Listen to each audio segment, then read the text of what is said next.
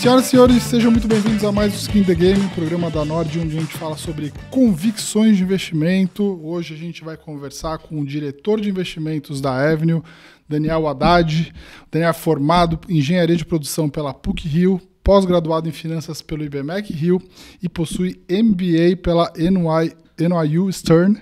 Tem quase 20 anos de carreira no mercado financeiro e já mora nos Estados Unidos desde 2013. Fala, Daniel, beleza? Fala, Bré, é um prazer enorme estar aqui, uma honra, cara. Muito obrigado aí por receber a gente.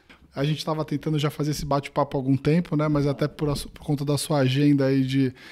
às vezes está aqui em São Paulo, os eventos da Avenue, mas principalmente gasta a maior parte do seu tempo ajudando os investidores a como investir, né? A gente não estava conseguindo marcar. Que bom que deu certo dessa vez. Não, foi ótimo. É a famosa sola de sapato, né? Assim, é a famosa educação, tem que levar a nossa mensagem, explicar para o investidor essa importância da diversificação geográfica, enfim. Mas foi ótimo, cara. Que bom que a gente conseguiu fazer dar certo. Muito bom. A Avenue também, que é uma parceira nossa aqui da Wealth já há bastante tempo, atingindo aí números impressionantes, né? Mais de 1 milhão de contas de brasileiros investindo lá fora. E ainda é pouco, tá, Bré? Assim, se você pega, por exemplo, a quantidade de brasileiros investindo fora, ainda é pouco. A gente pode até falar sobre isso depois, mas ainda é muito pouco e tem muito para crescer. Muito bom. A gente vai falar sobre todos esses assuntos aqui. Mas já aproveitando, esse é o nosso episódio número 77. Se você ainda não subscreveu o canal, subscreva aí. Entra também no Spotify. Se você está indo para academia treinando, como eu faço, eu gosto de ouvir meus podcasts sempre treinando. Né? Vamos começar aqui, para a gente começar a esquentar aqui os assuntos, né, importantes. Né? Eu queria falar um pouco dos Estados Unidos, falar um pouco sobre como foi esse semestre, que foi um semestre aí com muito ruído, né? E acho que é sempre bom a gente começar a falar sobre, primeiro, política, a gente entrar na parte econômica e depois na parte de investimentos. Eu queria que você tentasse fazer uma recapitulação de como que você vê aí o primeiro semestre, né? As medidas do Trump, como é que o mercado avaliou essas medidas, né? Principalmente aí questões relacionadas às tarifas, né? E olhando lá, você que está lá no dia a dia, né, como é que você vê os próximos passos do Trump, né? Se a gente vai ter mais problema com o Trump Economics ou se a gente deve ter um pouco de alívio aí dessas maluquices todas que ele fez ao longo desse semestre. Perfeito, Bré. Assim, você sabe bem, né? A gente que está no mercado financeiro há muito tempo, a gente tenta sempre separar ruído do sinal, né? E, de fato, assim, o Trump, pelo jeito dele, e nós como zeladores do dinheiro do cliente, não cabe aqui julgar um governo ou outro, seja ele de esquerda, seja de direita, cabe aqui saber o que é melhor para o cliente diante de governo XYZ. Mas se a gente pega, por exemplo, desde o início do governo Trump, olha quanta coisa aconteceu. Assim, é surreal. Você imagina, por exemplo, que um avião estava voltando para a Colômbia cheio de deportado, e aí o presidente da Colômbia falou, eu não vou aceitar esse avião, e o Trump falou, então vamos elevar a tarifa. Aí o presidente da Colômbia falou, não, agora a gente aceita. México com o Canadá, a mesma coisa, você precisa fechar as fronteiras porque está vindo muita droga aqui para os Estados Unidos, a faixa de Gaza, que vai ser um lugar turístico, o Golfo do México, que virou o Golfo da América, Groenlândia, Canadá, que vão ser anexados aos Estados Unidos, o Harvard, que está tendo briga com Harvard, tarifas, por exemplo, o próprio Musk agora está tendo briga com o Trump. Então, assim, fato é que está tendo muita volatilidade. Se você pega, por exemplo, o índice de volatilidade da Bolsa Americana, ele é comparável mais ou menos ali a 2011, quando teve aquela crise das dívidas europeias, e é um pouco menor do que a magnitude que teve ali no subprime em 2008. Então, ponto teve volatilidade. Agora, quando a gente tenta ver o sinal, dando um zoom out, olha que interessante, se você pergunta para qualquer um no mercado financeiro que não está muito atento, quanto que você acha que a Bolsa caiu no governo Trump? As pessoas vão falar, não, caiu muito, etc, só que a Bolsa está no all-time high. Né? Se você pergunta, por exemplo, quanto é que está os juros americanos? Nossa, os juros americanos subiu muito, porque os países estão vendendo treasuries, os gringos estão vendendo treasuries, mas os juros estão num valor abaixo do que quando o Trump foi eleito. Né? Então, assim, a gente pode questionar a forma do Trump fazer e etc., mas o Trump foi eleito muito com essa pauta. Né? E aí vamos tentar separar aqui qual era a pauta do Trump. Né? Assim, controle maior de imigração, principalmente de ilegais, tarifas, como você bem mencionou, menos regulação, menos Estado, menos peso do Estado e corte de impostos. Né? E aí tem um outro ponto aqui que é um ponto de preocupação, que é o ponto da dívida americana. Vamos tentar bater cada um desses pontos. Quando a gente fala de corte de impostos, desregulamentação, menos peso do Estado na economia, você vê aqueles animal spirits, né, da economia, as empresas investindo mais, etc. Então isso é bom para a economia. Quando a gente fala de imigração, por incrível que pareça, quando você olha o número de deportados no governo Trump, ele é menor do que o governo do Biden e do que o governo do Obama. Né? O que tem acontecido, de fato, é deportação de imigrantes ilegais e muitas vezes até criminosos. Nenhum presidente americano vai ser maluco de fechar a torneira de imigração americana, dado que hoje mais ou menos 18,7% da força de trabalho americana é de imigrante. Tá? Vou repetir, 18,7% da força de trabalho americana é de imigrante. Então, se você corta isso, você vai gerar inflação. Né? Então esse é um ponto. De um mercado de trabalho muito apertado já. Um mercado de trabalho extremamente apertado. Você exatamente. Tem o quê? 3% de desemprego nos Estados Unidos? Hoje está 4% de desemprego, que está quase na mínima. Então, assim, foi o que aconteceu na pandemia. Né? Na pandemia ninguém viajava para os Estados Unidos. Então você ia no McDonald's, por exemplo, drive-thru, tem um McDonald's lá perto de casa, drive-thru, você tinha 2 funcionários só no McDonald's, porque não tinha trabalhador. Né? Então tem esse ponto da imigração. O outro ponto importante é o ponto da dívida americana, que muita gente se preocupa. Né? E tem uma frase do Sêneca que fala o seguinte: é parte da cura o desejo de ser curado. Né? Sêneca falava, é parte da cura o desejo de ser curado. E por que eu estou dizendo isso? Porque pela primeira vez nos Estados Unidos a gente está vendo as pessoas falarem da dívida PIB americana. No governo anterior, por exemplo, não se falava desse assunto. Eu lembro que a gente falava isso no Brasil e etc. As pessoas falavam, por que não estão se falando disso nos Estados Unidos? Né? E basicamente, quando você tem dívida sobre PIB, como que você reduz essa métrica? Ou você reduz a dívida ou você aumenta o PIB. Né? E o Scott Bessent, que é o secretário de Tesouro americano, ele tem aquela política de 3-3-3, né? Ou seja, vamos aumentar a produção de petróleo em 3 milhões de barris por dia, vamos reduzir o déficit americano em 3%, para 3%, e vamos crescer o PIB em 3%. Então, o Scott Bessent, o approach dele aqui, né, é o seguinte, a gente vai fazer com que essa métrica se reduza aumentando o denominador. Né? E quando você olha, por exemplo, como diminuir a dívida americana, por exemplo, né?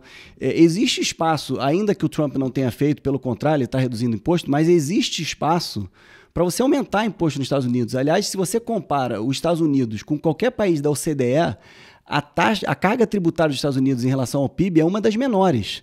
É na faixa de 25%, 30%, quando o país da Europa, por exemplo, é 40%. Você compara, por exemplo, os países do G7, Japão tem uma dívida PIB maior do que os Estados Unidos, Itália também, França, Canadá, Estados Unidos está ali na faixa de 110%, Reino Unido na faixa de 100%, e a Alemanha que está ali bem na faixa de 60%.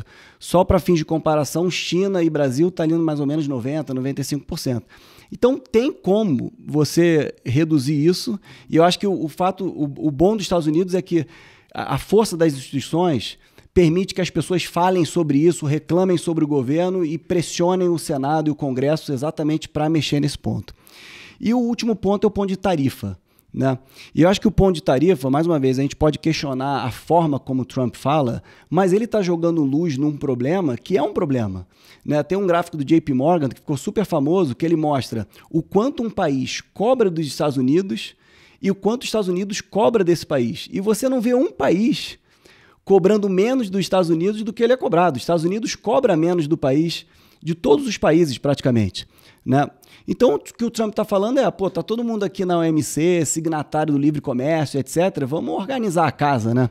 E tem um outro ponto ainda mais importante que ele joga à luz, que é a questão das barreiras não tarifárias, que é uma discussão. Por que o TikTok, por exemplo, pode funcionar nos Estados Unidos e o Instagram, Facebook, Google e WhatsApp não podem funcionar na China?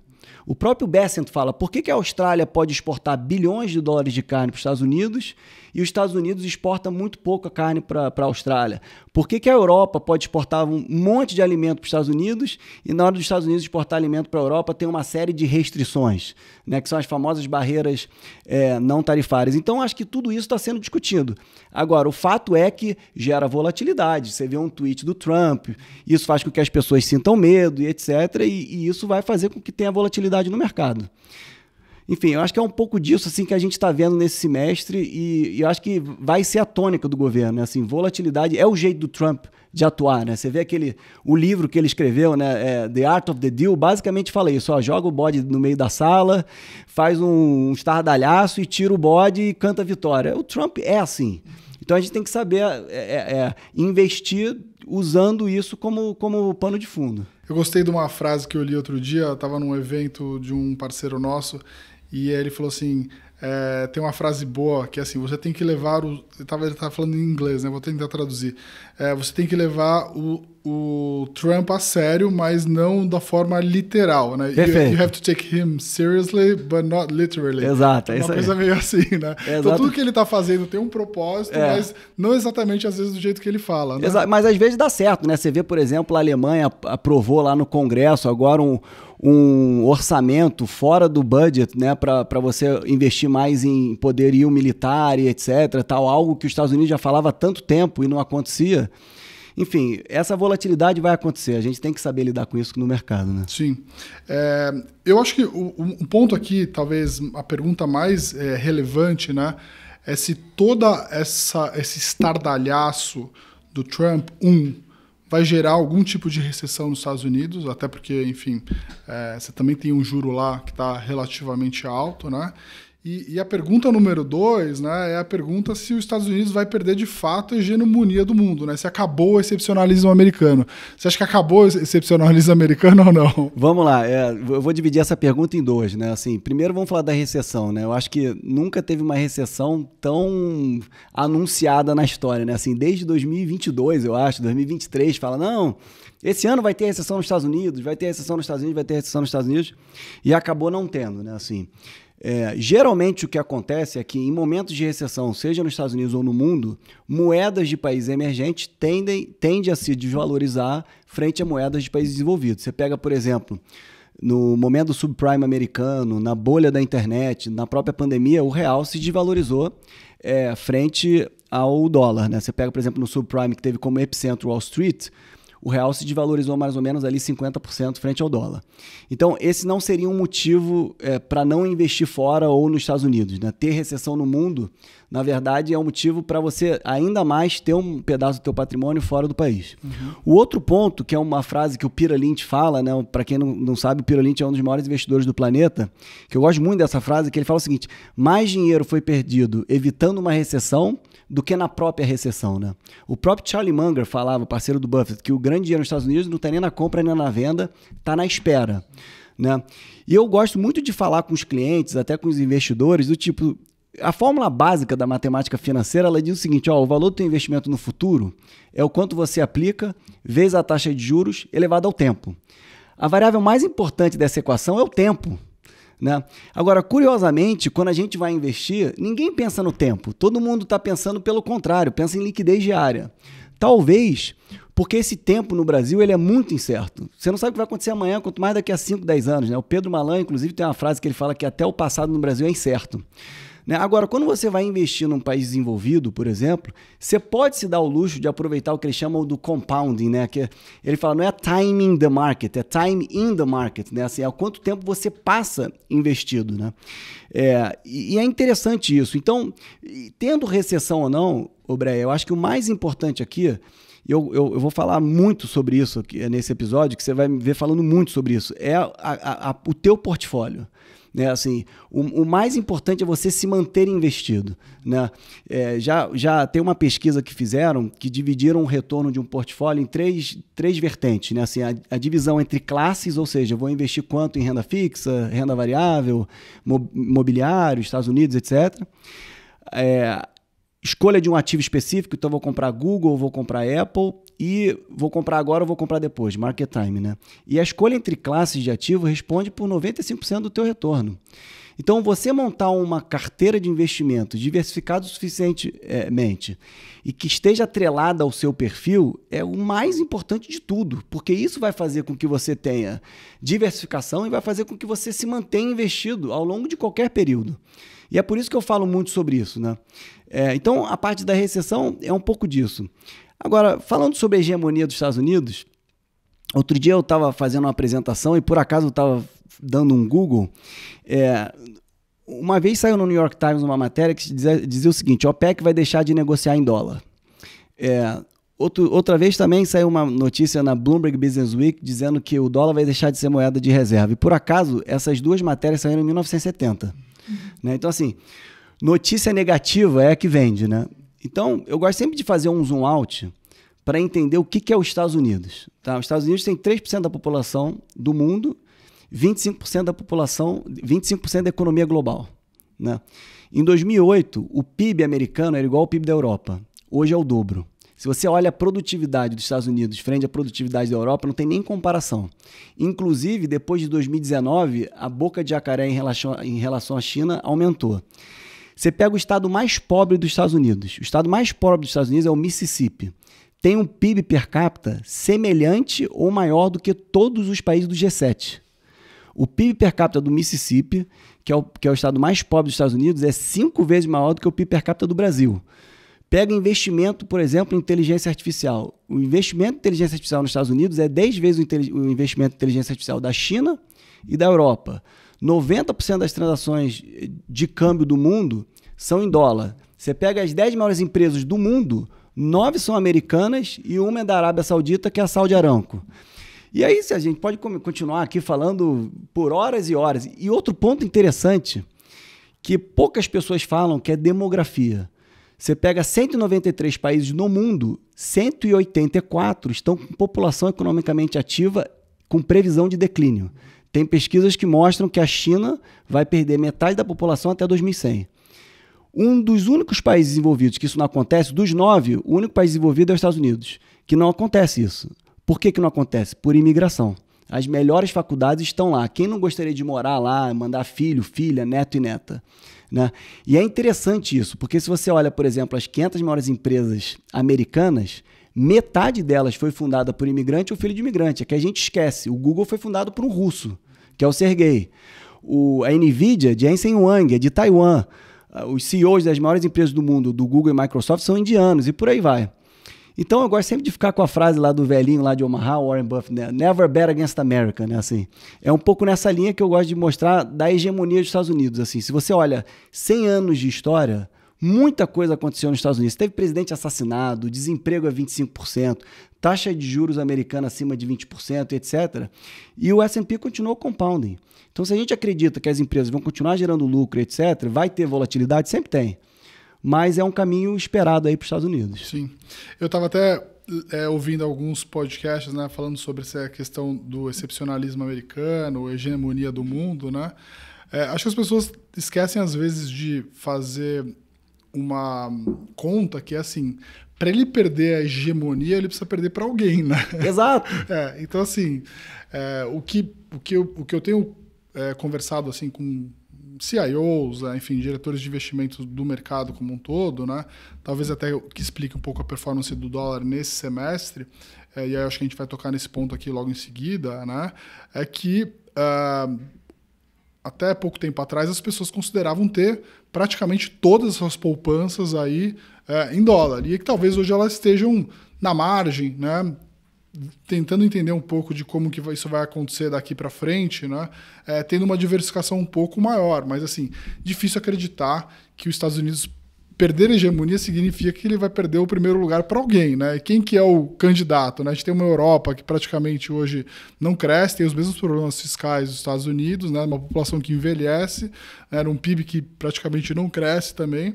Você tem uma China que é um lugar que, enfim, tem crescimento, mas tem um déficit populacional à frente, tem toda uma questão regime autoritário, de você não conseguir eventualmente resgatar o dinheiro investido, e aí o resto tudo é meio que emergente, né? Sim. Não existe franco suíço suficiente para o mundo todo, né? Exatamente.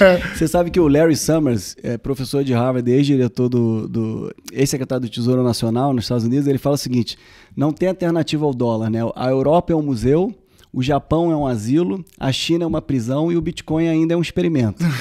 Né? Então, assim, é um pouco nessa linha, né? De fato, assim, não tem alternativa. Sim. E outro dia eu estava vendo uma palestra do CEO da Apollo e ele falava exatamente isso. Não é que talvez os Estados Unidos perca o super excepcionalismo, vai continuar sendo excepcional. E isso quer dizer o seguinte, ó, de 62% que um portfólio global tem na carteira de Estados Unidos, 62 vai passar a ser 60, 58. Só que isso é $1 trilhão, então acaba mexendo bastante. Sim.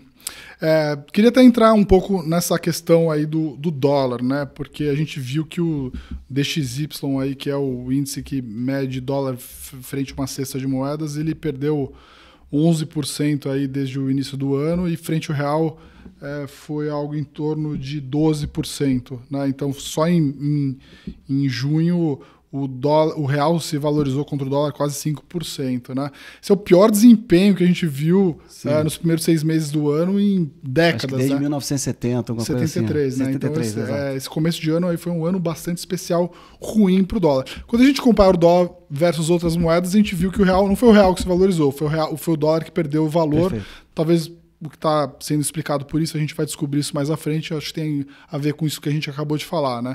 Então, que o fluxo na margem diminuiu um pouco para a compra de dólar, de um mercado que talvez estava sobrecomprado em dólar. Acho que dá para dizer de alguma forma assim, né? Qual que é a tua visão, assim, nesses momentos, dado que você é um investidor aí que olha muito longo prazo, né? O investidor brasileiro está vendo um dólar que caiu aí lá dos 6,20 e veio para 5,40 e pouco, né? Como que o brasileiro deveria encarar o investimento em dólar, dado uma performance tão ruim do dólar nessa janela? Boa. É interessante a gente perceber isso, porque depende muito da janela que você pega, né? Assim, se você pega, por exemplo, o dólar hoje, ele está no nível de setembro de 2024, por exemplo, né? Assim, mas de fato, assim, a volatilidade faz com que a gente ache, caramba, tá tudo ruim, etc, né? Um brasileiro, por exemplo, que tem investido em abril no S&P 500, ele perdeu 12% no câmbio, mas ganhou 20% na bolsa, por exemplo, né? Então, e eu acho complicado você não querer investir em dólar depois de ter caído isso. O ponto que a gente sempre fala é fazer o que a gente chama de dollar cost average, né? Assim, vai mandando sempre aos poucos. Porque o próprio Edmar Baixa, um dos pais do Plano Real, ele tem uma frase que eu gosto muito, que é: o dólar foi feito por Deus para humilhar os economistas, né? Porque, de fato, no curtíssimo prazo, é muito difícil para você saber para onde vai uma moeda. Depende de muita variável, mas muita variável. Mas no médio e longo prazo, quando a gente pensa, quais são as variáveis que mais importam? Crescimento, produtividade, inflação. Se você pega, por exemplo, a inflação brasileira, desde 1994 até hoje, sempre foi maior do que a americana. Só num ano ali perto da pandemia que foi parecido ali, a inflação americana foi um pouco maior. Então é natural, né, que o dólar se valorize frente ao real se isso tudo continuar, né? Então, eu gosto sempre de colocar sob essa perspectiva, principalmente para aquele investidor que percebeu que tem que ter 20%, 30% investido fora e está no zero, né? Se você chegar no 30% e quiser fazer uma alocação um pouco mais tática ali, aí tudo bem, de 30% passa para 28% ou passa para 32%, etc. Mas você precisa chegar no 30%. Né, para você ter essa diversificação da tua carteira. Então, acho que é importante a gente ter sob essa perspectiva de que você dá um zoom out e pensar mais uma vez sobre a alocação. Né? Eu gosto sempre de também, uma coisa que eu gosto de fazer para as pessoas refletirem em relação ao dólar, é que muita gente fala que o dólar tem teto, né? não vai subir muito, tal, só que o dólar é termômetro de risco. Né? Então, qualquer risco que a gente percebe no Brasil ou em qualquer país emergente, a válvula de escape é o câmbio. Sim. Né? Por exemplo, em 2014, o dólar subiu 94% em 13 meses. 94% em 13 meses, isso equivale a dizer a você perder metade do teu patrimônio em dólar em 13 meses. Você levou décadas para construir teu patrimônio e perdeu em 13 meses metade dele. Né? Você pega, por exemplo, países em que o risco aumentou muito, a percepção de risco. Olha que interessante, em 2008, um dólar valia 6 pesos argentinos. Hoje vale mais ou menos 1.100.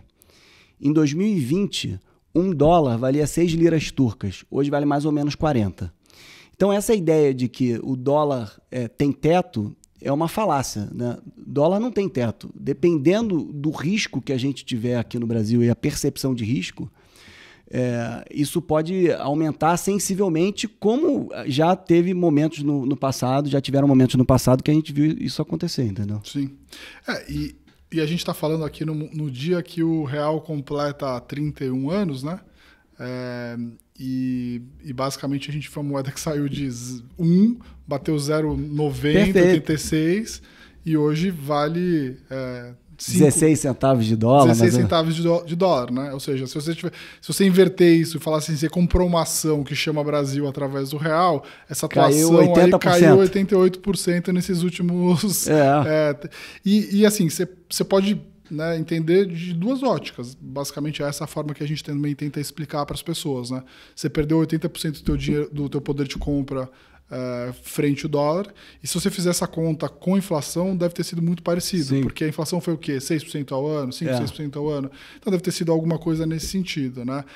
O que, na minha maneira de ver aqui, né, me parece que hoje o dólar a 5,40 é muito mais uma oportunidade do que algo que me deixa preocupado de que, putz, talvez eu tenha que esperar um pouco mais para investir, né? Mas sempre com essa filosofia. Eu acho que nisso a gente está bastante alinhado aí de que a gente prefere fazer remessas regulares do que fazer, né, grandes tacadas. É muito difícil você acertar no curto prazo. Total. Né? Ô, Bre, eu moro nos Estados Unidos desde 2013, né? Então já fazem lá 12 anos, mais ou menos. Eu acho que eu nunca vi ninguém comprar dólar feliz, né? Assim, quando o dólar estava a 3,70, as pessoas falavam, vou esperar chegar a 3,50 para comprar. Quando estava a 4,20, vou esperar chegar a 4 para comprar e por aí vai, né? Eu gosto de fazer uma reflexão que é interessante para as pessoas intuitivamente pensarem sobre o valor do dólar, que é a seguinte: se você tivesse duas malas de dinheiro, uma com $1 milhão e outra com 6 milhões de reais, eu falasse, pega uma mala, só que você só pode abrir daqui a 5, 10 anos, qual mala que você pega? E 100% das pessoas falam, eu pego a mala de $1 milhão. Então, intuitivamente, só falando sobre moeda, obviamente, não estamos falando de custo de oportunidade aqui, você já intuitivamente já pensa que o dólar vai se valorizar. E eu gosto sempre de fazer aquele disclaimer que não é um ou outro. Eu não estou falando para pegar 100% do teu patrimônio e investir lá fora. É um e outro, é diversificar, é ter um pedaço do teu patrimônio fora para poder trazer um pouco mais de segurança para a tua carteira. Sim. E tem um outro detalhe que eu acabo até falando muito para os clientes, né?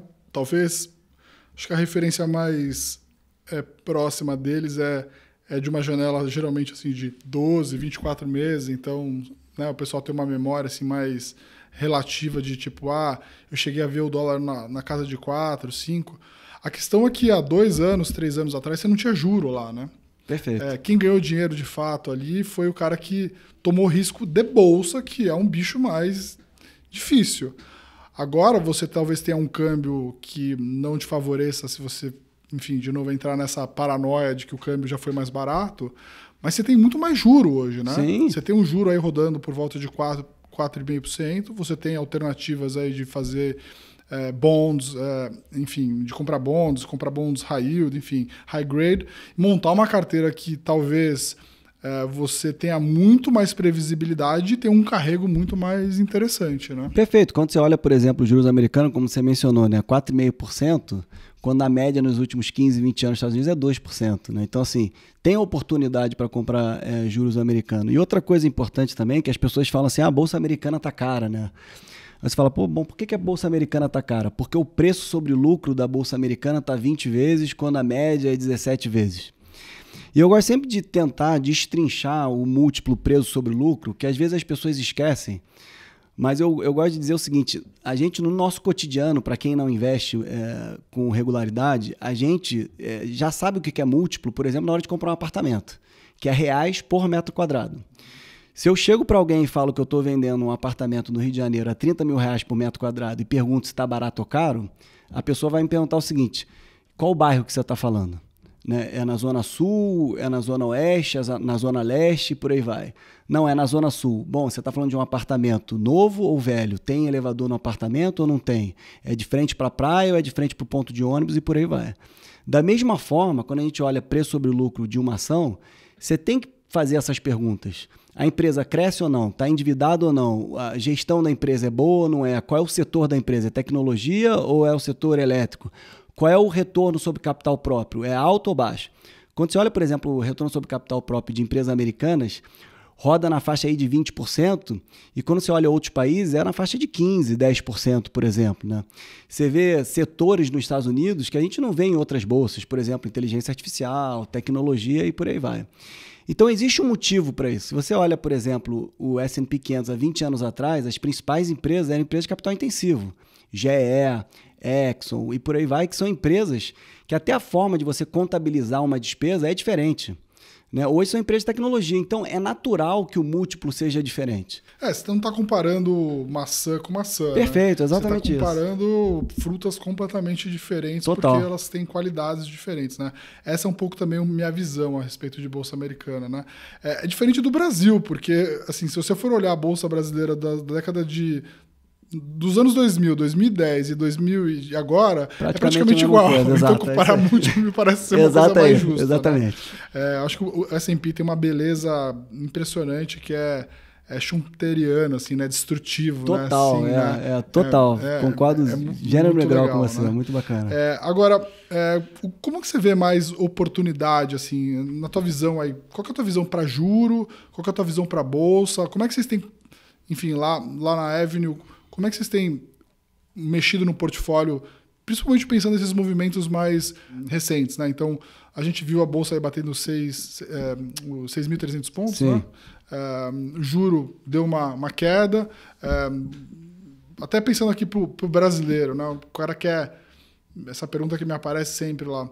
Pô, quero começar a investir fora, mas nunca fiz isso.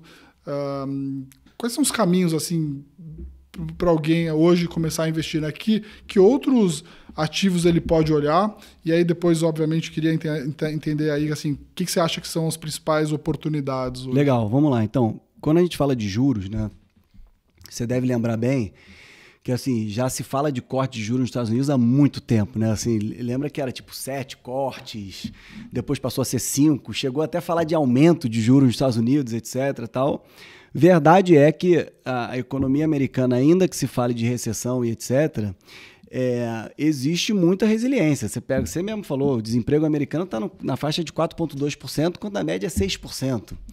Né? Enfim, então hoje o mercado espera 3 cortes de juros, tá? Assim, um em setembro, um em outubro e um em dezembro. Mas eu gosto de falar um pouco sobre a incerteza no mercado, que é interessante. Agora, em junho, o Federal Reserve, né, todo trimestre, ele solta, para quem não conhece, ele solta um relatório chamado SEP, Summary of Economic Projections, que nada mais é do que as projeções dos 19 membros do Federal Reserve em relação a determinadas variáveis econômicas. E uma dessas variáveis é os juros americanos. E cada um dá lá o seu pitaco, quando que eu acho que os juros vai terminar em 2025, 2026, 2027 e no longo prazo. E cada pitaco desse, pitaco desse dá origem a um ponto nesse gráfico, tanto é que é chamado de gráfico de pontos nos Estados Unidos, né? Dot plot.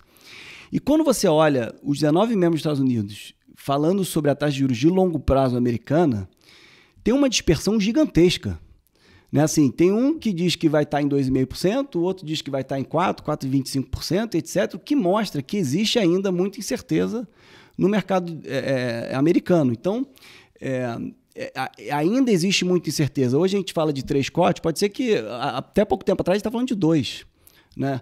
Então, como o próprio Powell fala, né, assim, o presidente do Federal Reserve, ele fala o seguinte, é path dependent, né, assim, vamos ver o que está acontecendo com a economia americana, porque a gente vai ver se desce juros ou não.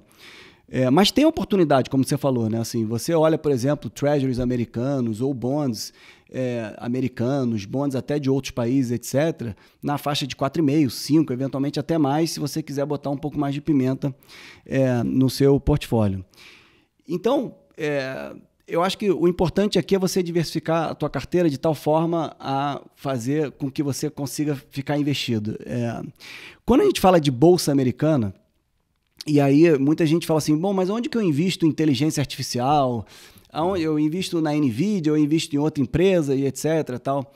Eu gosto sempre de lembrar, mais uma vez, da importância de você se manter investido, da importância da sua convicção. Né?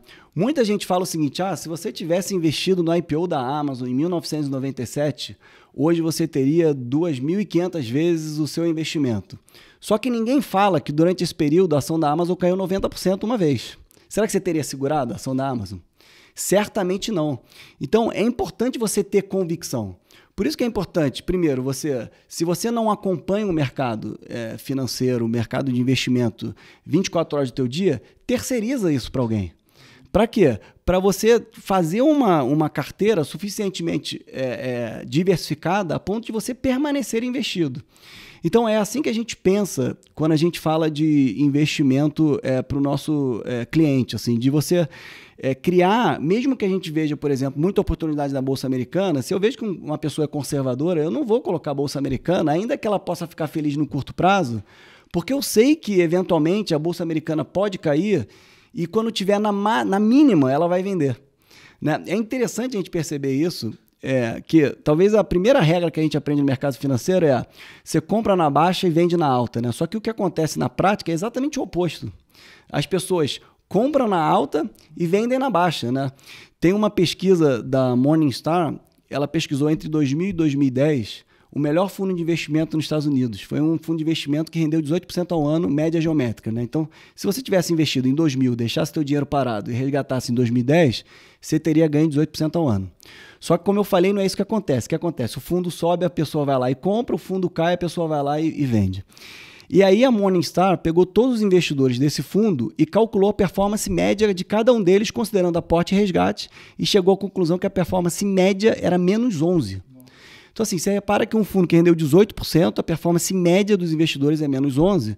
Tudo bem, foi um período super volátil, teve lá Torre Gêmea, bolha da internet, subprime, etc., mas que mostra a importância de você se manter investido. Então, eu acho que o principal ponto aqui é construa uma carteira que tenha a ver com você.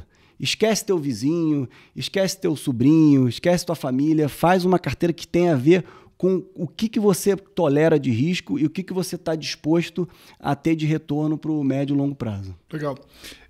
Acho que a gente podia até tentar fazer aqui uma simulação, pensando no cara mais conservador e o cara mais arrojado, né? Para o cara que não investe lá fora e se considera um cara ainda bastante conservador. Ele abriu uma conta lá na Avenue e, assim, o que você acha que é um caminho para ele ter uma alocação, aí pensando assim, nos primeiros dólares que ele conseguiu acumular, né? Que tipo de investimento que ele deveria procurar? CDs, Tesouro Americano, talvez um ou outro bond? Como é que você pensaria? Eu acho que é muito nessa linha, tá? Assim, eu não gosto de falar de produto específico, até porque depende do perfil do investidor, para entender, etc. e tal, mas eu acho que é muito nessa linha. Ou algum produto de renda fixa de curto prazo, porque a renda fixa de mais médio e longo prazo tende a variar mais, mas para a pessoa perceber como é que é investir lá fora, né? Que investir lá fora você tem acesso a um monte de produtos e de variedades. Então, para uma pessoa conservadora, tem lá fundos money market, tem bonds curtos, de investment grade, ou eventualmente até high yield, por exemplo, bonds brasileiros em geral são high yield, por exemplo. CD, como você falou, CD é como se fosse um CDB em dólar, né? O problema é que muitas vezes não tem liquidez, então você contrata ali por um ano, por exemplo. Então vai variar, mas eu acho que isso atende bem aquela pessoa mais conservadora. Já para uma pessoa mais agressiva, né, a gente sempre coloca um pedaço tanto em renda variável, e aí quando a gente fala de renda variável, você pode investir nos Estados Unidos ou pode investir em outro lugar do planeta, quanto uma parte de alternativo, por exemplo. Aí você está falando de crédito privado e outras formas de alternativo. Isso é um ponto interessante, Obré, que muita gente fala assim, vou diversificar lá fora porque os Estados Unidos, etc. Quando, na verdade, só nos Estados Unidos existem 1000 empresas internacionais que não são americanas. Tem empresa brasileira, empresa europeia, empresa chinesa e etc. Então, assim, quando a gente está falando dos Estados Unidos, é como se fosse um hub para você investir no mundo. É no mercado americano que os investidores se encontram, né? Por exemplo, se a Petrobras quiser levantar dinheiro de gringo, ela não vai na China, por exemplo, levantar dinheiro. Ela vai nos Estados Unidos, porque nos Estados Unidos ela consegue levantar dinheiro de paquistanês, de chinês, de canadense, de americano e por aí vai. É interessante, tem um dado muito interessante, se você soma, por exemplo, o mercado de ações americanos e o mercado de dívida corporativa americano, dá mais ou menos 100 trilhões de dólares, é o dobro dos 9 maiores mercados seguintes. E aí eu estou incluindo China, Itália, Alemanha e por aí vai, Japão e etc. É um negócio muito grande que às vezes as pessoas esquecem. Enfim, então eu acho que é mais nessa linha que a gente indica para os investidores. Pergunta para ele se ele quer ter uma exposição só aos Estados Unidos ou uma exposição global, renda fixa, que você quer um pouco mais de pimenta ou não, você quer investir no mercado imobiliário ou não, você quer investir em bonds, você quer investir em CDs. Então, assim, existe muita variedade de investimento e muito setor para você investir, como você bem falou, que dá para você brincar bastante lá nos Estados Unidos de tudo que você quiser. Sim. Tem uma forma de gerir portfólio nos Estados Unidos que ficou muito famosa lá, que é o 60-40, né? Que basicamente isso é uma fórmula de O americano pegou essa fórmula, né, de como fazer um investimento lá para a maioria das pessoas, que é você ter 60% em ações e 40% em renda fixa. Eu acho que isso deriva um pouco do retorno que essas duas classes entregam ao longo de várias janelas, né? Se for pensar que a Bolsa Americana entrega algo em torno de 10% ao ano, 10%, 11% ao ano, e a renda fixa vai entregar algo em torno de 3% ao ano, historicamente, né? Você tem um portfólio aí composto Sim. disso, você vai ter um retorno aí de 7%, 8% ao ano, né, na média, e com uma inflação de 2%, então você tem um juro real aí de mais ou menos 5%. Acho que deriva um pouco, talvez, assim, dessa estratégia. Agora, quando o brasileiro vai investir, né, ele fica... Pensar em ter 60% em renda variável, às vezes os clientes me questionam aqui, pô, mas eu não tenho 60% em bolsa nem no Brasil, eu estou procurando os Estados Unidos para ser um lugar mais porto seguro, ter um portfólio mais equilibrado, não chacoalhar tanto. O que você acha que é um portfólio para um brasileiro em termos de composição? Tá? O quanto ter em renda variável, o quanto ter em renda fixa, para um investidor mais no meio do caminho, nem muito conservador e nem muito arrojado. Legal. Isso que você falou é verdade. Assim, até comparando, por exemplo, mais da metade da população americana investe na Bolsa Americana, né? Quando no Brasil, se eu não me engano, é 3%, 4% da população brasileira. E eu acho que tem muito a ver até com a confiança no médio e longo prazo, né? Do país, etc. Enfim. Vamos dando um passo atrás, assim, antes de falar de quanto de renda variável e de renda fixa, eu acho que muita gente se pergunta quanto que eu tenho que ter lá fora, por exemplo, né? E aí, por exemplo, a gente pode pegar do ponto de vista de consumo. A FGV fez um estudo recente que ela mostra que para você neutralizar o seu consumo, só para neutralizar a parte de dólar, é de 16% a 18%. Né? E se existe o principal objetivo na hora de você investir é manter seu poder de compra. Né? E o fato é que o brasileiro se tornou global e ele continua olhando o seu poder de compra só sob o ponto de vista de inflação, de IPCA, quando na verdade você deveria ter IPCA, mas tem um componente em dólar aí também que é super importante, como a FGV fez, 16% a 18%. Então, acho que ali o mínimo, isso eu estou falando só do ponto de vista de neutralização, não estou falando de ponto de vista de investimento, de diminuição de risco, nada disso, tá? Então, eu acho que pelo menos uns 20% você deveria ter lá fora. E aí, nesses 20%, eu acho que vai depender muito de como está o teu portfólio também no Brasil. Porque muitas pessoas falam o seguinte, no Brasil eu vou ter renda fixa, lá fora eu vou ter renda variável. Esse é um estilo. Não, no Brasil eu vou estar diversificado e lá fora também vou estar diversificado. É outro estilo e por aí vai, né? Mas, em geral, para uma pessoa conservadora, como eu falei, 100% renda fixa. Para uma pessoa mais agressiva, a gente pode chegar ali até uns 40% de renda variável ou eventualmente até mais. E uma pessoa moderada fica mais ou menos ali no meio do caminho. Mas, obviamente, a gente investe muito tempo entendendo o perfil da pessoa e explicando para ela, principalmente, como que seria a volatilidade desse portfólio no passado.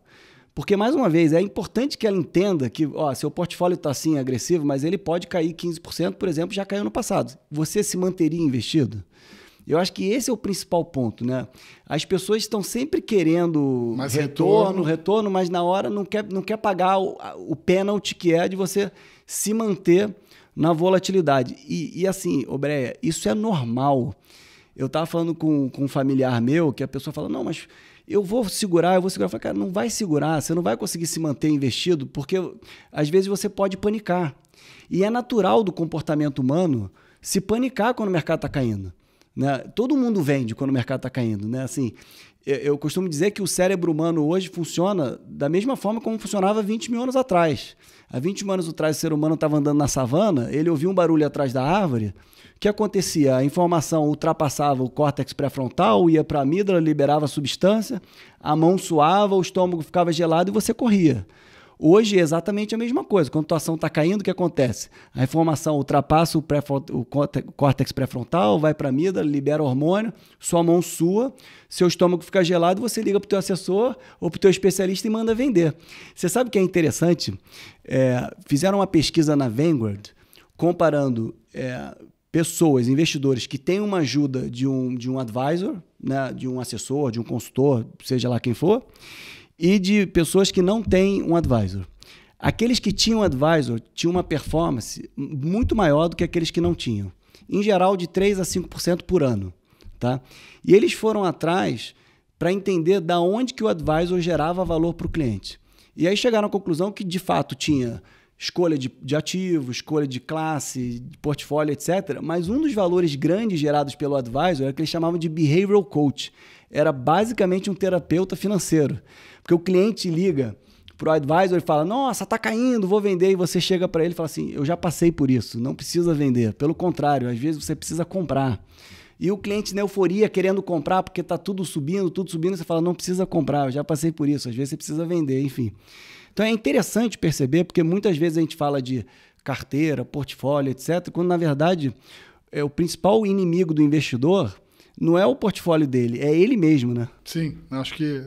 E assim, o que eu falo, né, com bastante naturalidade para todo mundo, apesar de ter 20 anos fazendo isso, assim, quando cai, apesar da gente saber que não deve fazer nada, isso machuca ainda até hoje. Com 20 anos de experiência nesse mercado, eu também tenho 20 assim como você, né? Quando a gente está lá no meio do furacão, isso machuca às vezes. Machuca. Né? Você fala assim, como que eu não previ isso? Né? Será que agora eu devo aumentar ou não? E aí, obviamente, a gente tem que sempre lidar com as probabilidades, né? Total. O Daniel Kahneman, né, que ganhou o prêmio Nobel, psicólogo, ganhou o prêmio Nobel de Economia, tem lá o livro dele, Think Fast and Slow, né? Acho que é Pensando Rápido e Devagar no Brasil, enfim. Faleceu há pouco tempo. Uma vez perguntaram para ele, Daniel, já que você é o cara, o bambambam de Behavioral Finance no mundo, então você não sente isso? Ele falou exatamente o que você falou. Não, eu sinto as mesmas coisas. Só que o ponto aqui é você criar mecanismos para te blindar disso. Um dos mecanismos é, por exemplo, você contratar um advisor que você confie. Porque aí quando tiver esse problema, você liga para o seu advisor e aí, faço o quê? Porque você tira todo o peso da emoção das suas costas e deixa que o advisor fique ali controlando o teu portfólio. Não, eu concordo 100%.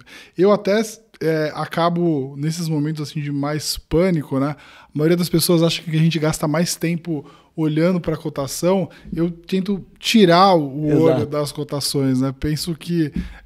E é muito interessante isso, tá? Assim, vou dar aqui um exemplo de uma coisa muito curiosa. Né? Eu tenho o meu dinheiro, tenho o dinheiro dos meus afiliados, né?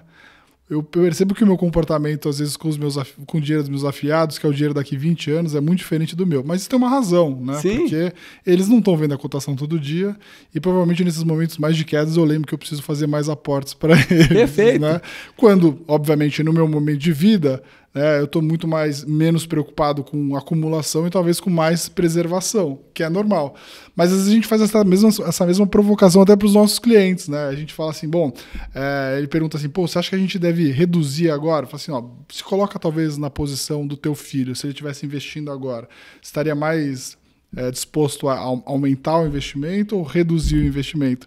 Aí vai dar um pouco de resposta para a tua reação, né, de bolsos, né? Para ele parece uma super oportunidade, a oportunidade da vida. Para você parece que assim, o mundo vai acabar, provavelmente a gente não está em nenhum outro. Não, né? Total. O Robert Shiller, que é um professor, se eu não me engano, de Stanford, do Harvard, né, também prêmio Nobel, ele fez um paper já antigo.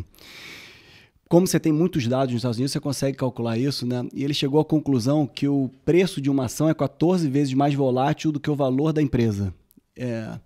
E é interessante você falou, cara, assim, porque isso acontece, né? Assim, tem uma pesquisa, talvez a mais interessante, que você deve conhecer, em 2013, a Fidelity tinha 50 milhões de clientes e queria saber se daqueles 50 milhões de clientes tinha um grupo de pessoas que a performance era melhor do que todo o resto. E chegou à conclusão que tinha lá um grupinho de pessoas que a performance era melhor porque elas não mexiam na conta. E eles se fizeram a seguinte pergunta, de onde que vem esse sangue frio dessas pessoas para elas não mexerem na conta e, por consequência, terem uma performance melhor do que todo o resto? E chegaram à conclusão que essas pessoas estavam mortas, né? Que o dinheiro estava em espólio. Né? E isso acontece, por exemplo, lá nos Estados Unidos tem a conta de aposentadoria que a gente chama de 401k, que são as contas que quando você estuda, são as contas que têm o melhor performance. São essas, porque é para aposentadoria, né? E o ponto legal aqui é de você criar mecanismos para pensar sobre isso, que é o que você está falando de... no viés, a gente chama de mental accounting, né? Assim, contabilidade mental. Se você bota na sua cabeça, não, esse dinheiro aqui para daqui a 20 anos, você lida com ele de uma forma muito mais simples do que hoje. né? E é interessante que existem mecanismos em outros ramos, por exemplo, que são tão simples e fazem um efeito enorme que a gente pode adotar também no mercado de investimento. Por exemplo, na hora de um piloto decolar um avião, ele tem lá um checklist que ele marca tudo aquilo. Sim. E ele sabe pilotar. Sim. Né? Por que você não pode criar um checklist da mesma forma? Sim. Né? Ou, por exemplo, você sabe que fica com a mão suando quando o mercado está aberto? Toma a decisão quando o mercado estiver fechado. Né? Eu, por exemplo, eu faço aporte todo dia 15. Eu não faço market time. Todo dia 15 eu pego um pedaço do meu patrimônio e invisto, eu pego um pedaço do meu salário e invisto. É tão mais simples, né? E é curioso que às vezes as pessoas acham que para investir você precisa ter emoção. Né? Eu digo que se aqui tem emoção, vai para o cassino. Investir tem que ser chato, tem que ser assistindo a tinta secar na parede. Né? E tem aquela frase também que diz o seguinte: se você não se conhece, o mercado financeiro é um lugar caro para você se conhecer. Porque você vai se conhecer. Seja na euforia, seja na tristeza. Né? Eu falei que eu tive essa velocidade porque eu comecei no mercado em 2005, né? Muito novo. E em 2008 a gente teve a primeira crise, né? Exato, aí. Então eu me conheci bastante rápido. Já aprendeu, exatamente. Eu rapidamente, a gente pegou um bull market dos 2002 até 2007, me achava um gênio, né?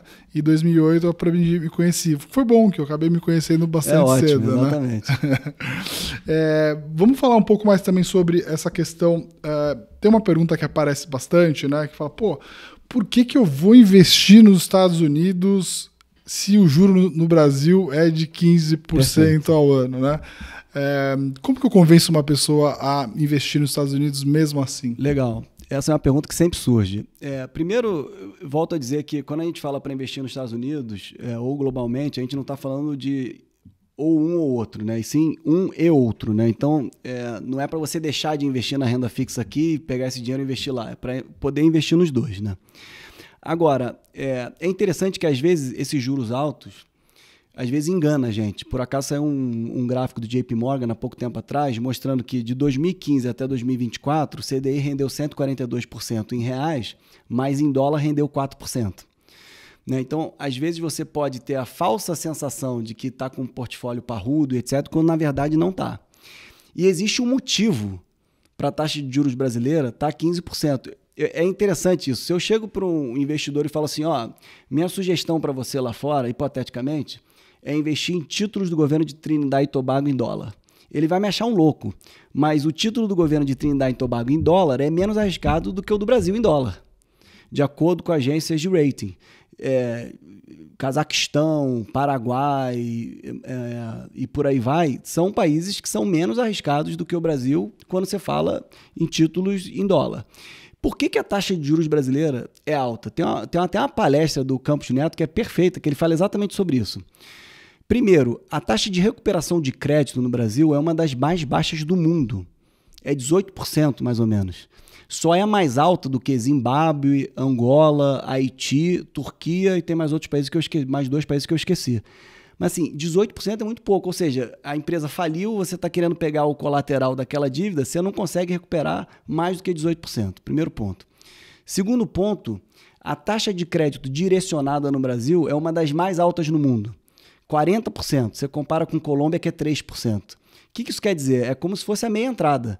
Se uma casa de show tem 90% de ingresso destinado à meia entrada, aqueles 10% restantes tem que ter um valor mais alto da inteira para compensar esses 90%. É a mesma coisa. E quando você olha risco país, de fato também tem um risco país embutido. Então é natural que a taxa Selic no Brasil seja mais alta e uma das mais altas no mundo, porque existe um risco embutido aí. Mas, mais uma vez, isso não quer dizer que você não possa investir, que você não possa aproveitar isso e não possa aproveitar as oportunidades no Brasil. O ponto aqui é diversificar, é ter um pedaço aqui e ter um pedaço lá fora. O próprio Banco Central nosso, brasileiro, diversifica, que tem as reservas cambiais, 80% em dólar. E olha que interessante, quanto mais dólar o Banco Central tiver em reservas cambiais, mais se sente seguro que a Selic ele vai te pagar de volta. Uhum. É a mesma coisa. Então, sua família vai se sentir mais segura se você tiver também reservas cambiais, por exemplo. Né? Então, é um pouco nessa linha que a gente tenta falar para o investidor. Quando você olha, por exemplo, uma tabela desde 2000 até 2024, aí você compara Selic, renda fixa americana, Bolsa Brasileira e Bolsa Americana, você repara que em cada ano uma coisa foi melhor. Então, reforça esse ponto de você diversificar não somente em bolsa americana, bolsa brasileira, bolsa mundial, renda fixa brasileira, renda fixa americana, etc., de acordo com o teu perfil e aquilo que você quer de médio e longo prazo. Sim. Vocês que estão ali na ponta final, né? Você acha que o brasileiro tem se reeducado nesse sentido? Quando o dólar cai, vocês têm visto mais fluxo? Ou ele ainda continua reagindo aos esses overshooting que acontecem, por exemplo, no final do ano? O brasileiro, ele hoje está mais educado ao ponto de ele, cada vez que o dólar cai um pouquinho, vocês veem mais fluxo entrando lá? Ou ele só reage quando o dólar dá aquelas porradas? Não, é interessante que assim, eu até brinco, dizer que internacionalização é como ver o rio correndo para o mar, né? Assim, às vezes você olha para o rio, parece uma corredeira, e às vezes você olha o rio, está meio parado, mas você sabe que ele está correndo para o mar. Sabe? E esse processo de internacionalização, ele veio para ficar. Tá? Ele é natural que vai acontecer. Inclusive, saiu uma pesquisa, se eu não me engano, foi do UBS, mostrando que a transferência geracional no Brasil é uma das maiores do mundo. Né? E a geração mais nova, ele acorda querendo investir em Apple do que investir em Petrobras. Ele já é mais assim, atento à tecnologia, etc. Então, até para uma pessoa que trabalha com o mercado financeiro, é importante isso. Né? Esse é um ponto. O outro ponto é que eu acho que o brasileiro, antigamente, o acesso era muito complicado. Quando você falava em investimento fora, muita gente falava de que é ilegal e etc. E o que a gente está vendo hoje já na própria Avenue é que o dinheiro grosso do brasileiro, a parte funda do bolso, é que está indo lá para fora, é a de preservação de capital. Né? E é interessante porque, por exemplo, se você botar no teu Google hoje, offshore a primeira pesquisa que aparece, offshore é crime. Porque ainda tem gente que acha que investir lá fora é ilegal. Né? Pode botar aí. Procura aí. Mas é interessante isso, porque ainda tem gente que acha assim. E aí isso acaba gerando uma série de jabuticabas brasileiras. Vou te dizer uma, Breia. Se eu chego para 10 pessoas do mercado financeiro, advisors, ao redor do mundo, e falo o seguinte, eu sou uma das pessoas mais conservadoras do mundo. Aonde que eu invisto? Os 10 vão criar uma lista para mim, vão botar ouro provavelmente na lista e vão botar lá tesouro americano de curtíssimo prazo. No mercado financeiro a gente chama isso de risk-free rate, taxa livre de risco. Aí quando você vai comprar esse título do Brasil, ele é taxado como arriscado. Pera aí, um dos títulos mais seguros do planeta, quando eu vou comprar do Brasil, é taxado de arriscado? Por quê? Porque o dólar varia. Né? E aí eu gosto de tentar fazer com que a pessoa reflita. Quem é que está variando? É o dólar ou é o real? Né? Eu tenho um amuleto que eu trago sempre comigo, que essa nota aqui é de $20, não sei se vai aparecer aí na tela. Essa nota de $20, por exemplo, se eu for aqui no Itaim, aqui na Joaquim Floriano, e for ali no boteco do lado, e chegar pro garçom e falar assim, meu amigo, você sabe o que é isso aqui? Ele vai saber o que é isso aqui. Se eu for na China, na Rússia, na Coreia, todo mundo vai saber o que é isso aqui. Agora, interessante, vamos ver, não sei se vai pegar isso aqui, mas essa nota, pode ver aqui, ela foi emitida em 1934. Essa nota foi emitida em 1934. Aí a pergunta que eu te faço é a seguinte: você lembra qual era a moeda brasileira em 1934? Era réis. De lá para cá foi réis, cruzeiro, cruzeiro novo, cruzeiro, cruzado, cruzado novo, cruzeiro, cruzeiro real e real. E eu volto a fazer a pergunta, quem é que está variando? Então, até nisso, tem um processo educacional do brasileiro de perceber que investir lá fora é uma necessidade. O Ray Dalio, né, para quem não conhece, dono lá da Bridgewater, um dos caras que mais estudam história financeira no planeta, a Bridgewater, em 2019, eles soltaram um relatório estudando 100 anos de história para trás e chegaram à conclusão do seguinte: diversificação global é um salva-vidas. Por quê? Porque eles chegaram à conclusão de que se você fosse morador de qualquer país do planeta e não tivesse parte do seu patrimônio fora daquele país, você poderia ter perdido de 60% a 99% do teu patrimônio. E aí não é só Brasil, é Brasil, Canadá, Reino Unido, Estados Unidos, Japão, Coreia, etc. Então ele fala, independente de onde você mora, você precisa ter um pedaço do teu patrimônio fora do teu país de origem, porque se você não fizer isso, mais do que 100% do teu patrimônio está exposto àquele país, já que tua receita futura está exposta àquela situação econômica ali do país. Aí quando você olha ao redor do planeta, isso já acontece. A carteira média de um chileno é 50% investida fora do Chile. De um americano, o maior mercado financeiro do planeta, 25% da carteira de um americano é investida fora dos Estados Unidos. De um alemão é 60%, de um japonês é 30%, de um canadense e de um espanhol é mais ou menos 50%. De um brasileiro está na faixa de 2%. É muito baixo. Então, quando você fala dessa questão de educacional, eu não tenho a menor dúvida que esses dois vai passar para 5%, vai passar para 10%, eventualmente 15%, 20%, porque é natural. E eu acho que o brasileiro está se acostumando com isso. Né? Da mesma forma, eu brinco que há 20 anos atrás a gente ia para os Estados Unidos, voltava com a mala cheia de quê? Lapiseira, pasta creche e chiclete. E hoje o brasileiro vai aqui no shopping e consegue comprar tudo isso. Vai ser natural o brasileiro entrar num supermercado financeiro e comprar produto brasileiro e produto internacional. Né? Eu acho que vai ser natural isso, entendeu? E assim, mesmo eu no mercado aqui, eu lembro de há 10 anos, era muito difícil. A gente já tinha demanda por clientes querendo investir lá fora, mas nesse perfil de cliente que a gente fala que é varejo alta renda, né, o cliente acima de 1, 2, 3 milhões de reais, era muito difícil você conseguir ter uma plataforma há pouco tempo, a gente está falando aqui de 10 anos, né, que conseguia uma abertura de conta perfeito, online, com uma oferta de produtos boa, com um ticket relativamente baixo, né? O pessoal nem faz ideia, mas assim, o bonde de uma empresa, eles são negociados nas centenas de milhares de dólares, né? Quem trouxe de alguma forma isso para o varejo, né, como a Avenue fez, de picotar os bons, oferecer, isso é uma coisa muito mais recente, né? Não, total. E o que a gente vê é que agora o cliente de bolso fundo, ele também gosta dessa experiência mais fluida. Sim. Né, de ter uma assessoria brasileira, mas de ter também uma experiência fluida no aplicativo e etc. E é interessante a gente ver até o ticket médio do nosso cliente aumentou sensivelmente, porque um cliente olha e fala assim, bom, eu não estou bem atendido naquele, sei lá, num banco gringo, por exemplo, que vem tudo em inglês, o imposto não vem mastigado para mim e etc. Eu prefiro ir, por exemplo, para a Avenue, porque lá eu tenho o aplicativo, eu consigo fazer tudo muito rápido, eu tenho uma assessoria que consegue me guiar aqui. Então, é interessante a gente ver esse processo. E, enfim, acho que o caminho aí também é inevitável e assim, eu sou bastante entusiasmado, sou entusiasta de alguma forma de ajudar as pessoas a investir lá fora, mas eu acho que as pessoas não têm a noção de quanto que facilitou muito a vida de todo mundo. Legal, né? Com poucos reais ou dólares, a gente consegue fazer uma diversificação global. A gente está caminhando aqui para o final.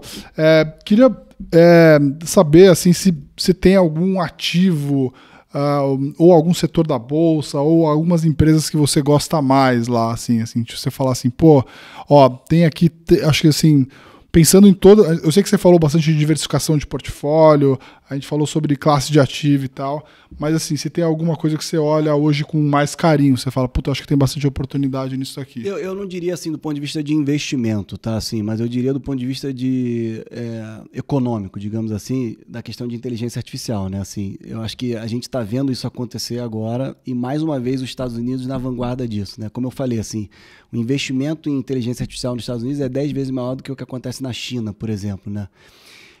E vai ser a mesma coisa, por exemplo, que aconteceu na internet. Agora, por que é tão difícil você falar, então você investe em inteligência artificial, né? O próprio Buffett, uma vez, numa das palestras dele, ele falava o seguinte, que lá em 1910, etc., mais ou menos, existiam centenas de empresas de carro na Bolsa e hoje sobraram 3. Na própria bolha da internet, você tinha várias empresas de internet e sobraram algumas, né? Então eu volto a dizer assim, apesar de inteligência artificial ser um setor que eu acho fantástico e que vai fazer com que não somente o setor de inteligência artificial, mas outras empresas de outros setores produzam mais, crie produtividade. Assim.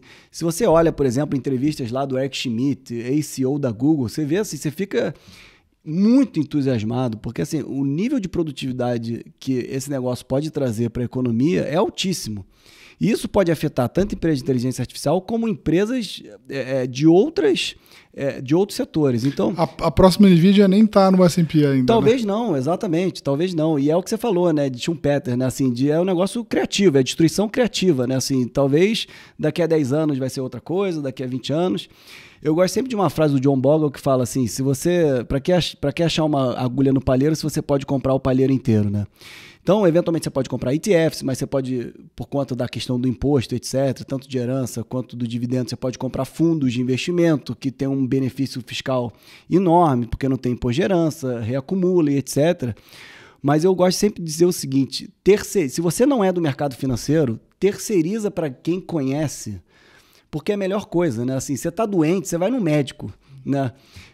Você precisa mexer no seu dente, você vai num dentista. Então, se você precisa investir, não adianta você olhar 3 pedaços de papel achando que sabe, etc., que não vai adiantar, né? Você pode ali, talvez, ter sorte no curtíssimo prazo, mas a ideia é terceiriza para um advisor, que eu acho que é a melhor coisa a se fazer, entendeu? Que ele vai entender seus objetivos, ele vai entender o que você precisa no futuro, ele vai entender teu perfil de risco e vai construir uma carteira melhor para você. Deixa eu só dar um dado interessante. Claro, que é o seguinte. Eu gosto dos teus dados aí. E, aliás, se a gente passou de algum aí, aproveita e vamos usar essas anotações maravilhosas. Aí. Não, olha que dado interessante, que é uma apresentação até do JP Morgan que mostrou isso, da importância de você se manter investido. Se você tivesse investido $10 mil no S&P 500 em 2000, no final de 2024 você teria mais ou menos $70 mil. Tá? De 2000 a 2024 foram mais ou menos 6.300 dias úteis. Tá? Se durante esses 6.300 dias úteis você tivesse perdido os 10 melhores dias úteis, esses 70 mil cairiam para $32 mil. $32 mil, 10 dias úteis, ou seja, 10 dias úteis dos 6.300 dias úteis. Se você tivesse perdido os 30 melhores dias úteis, de 70 mil cairia para $12 mil. Né? E aí, uma coisa que alguém pode retrucar, não, mas e se eu tivesse perdido só os piores dias? Aí você seria um gênio, porque os piores dias são sempre colados nos melhores. Então, isso reforça a importância de você se manter investido, de você ter um portfólio diversificado que você possa aproveitar o compounding. Né? Outra forma de ganhar bastante dinheiro na Bolsa Americana é siga os tweets do Trump. Quando ele falar para comprar, é para comprar. Né? Eu acho que esse pode ser um bom momento para comprar. Você sabe que agora até as pessoas têm falado do taco, né? Taco trader. Trump always chickens out, que é Trump, que traduzindo, o Trump sempre arrega, né? Porque ele fala assim, não, vou aumentar a tarifa, etc. No dia seguinte vai lá e arrega. Arrega, né? Muito bom. Acho que a gente cobriu tudo aqui. Não sei se você tem alguma outra estatística legal aqui que você queira mostrar pra gente. Queria agradecer muito a sua presença. Falar também pro pessoal seguir o Daniel aí nas redes sociais, tanto no X quanto no Instagram. Tem bastante conteúdo legal sobre investimentos, sobre behavior finance, sobre grandes pensadores, grandes gestores de empresa, né? Acho que tem bastante conteúdo legal lá também. Então, te agradecer também a Avenue, que é uma parceira aqui nossa já há bastante tempo. A gente fica feliz de trabalhar em conjunto para mudar a cabeça do brasileiro, né? Sem falar mal do Brasil, é só uma questão de preservação de patrimônio de longo prazo. Perfeito, né? É diversificar. E a diversificação é bom até para o Brasil, né? É importante isso. E, Bré, eu que te agradeço, cara, assim, sou teu fã, te acompanho também, acompanho a Nord, assim, sou super fã da Nord, assim, para mim é uma honra estar aqui, muito obrigado mesmo, e vamos seguir junto aí nessa jornada, cara. Obrigado. Isso aí. Obrigadão. Pessoal, agradeço vocês aí por terem acompanhado. Lembrando aqui que o nosso programa vai ao ar toda terça-feira às 5 da tarde. Então não deixem de entrar lá no YouTube, no Spotify, todas as redes e compartilhem também esse conteúdo. Tá bom? Valeu, um abraço e até a próxima.